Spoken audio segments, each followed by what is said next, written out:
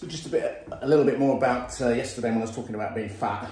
There's been a few messages, of course, there's always messages on social media when you talk about this kind of contentious subject, if you like. So the cone shape deal, all right, generally, if your shoulders are narrower than your waist, that means that you are probably carrying some extra weight or you're over fat. Okay, so we're talking about being over fat, not overweight, too much fat. Yeah, so if you're blobby like this is too much fat. Okay, and that's what I'm talking about. I'm not talking about people who have that shape itself. Yeah, they were narrow at the top and wider at the bottom, and that's just their shape. That's fine.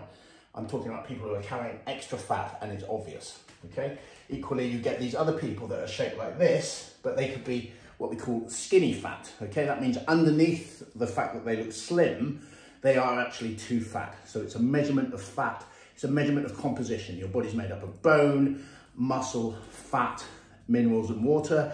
Okay, if there's too much fat, you're over fat, and that's a problem. All right, and of course the health issues, that's what we're talking about as well. I said, you know, some people are fat because they just simply can't be any other way. And those are the kind of mitigating circumstances. And that's for people who've got underlying health issues. They might have cancer, they might have chronic diseases, rheumatoid arthritis, those kind of things, which stops them from being slimmer, or their medication, these steroids that they're on, have what's called an iatrogenic effect. I mean, that's a sort of negative cause caused by medicine or caused by medications, iatrogenic, which means that they have a tendency to put on fat. Immobility, like I said, so if you've been injured, if you've lost a limb, that kind of thing, then that immobility creates a lack of being able to exercise and be able to have a good diet, actually, sometimes from depression. And also carers.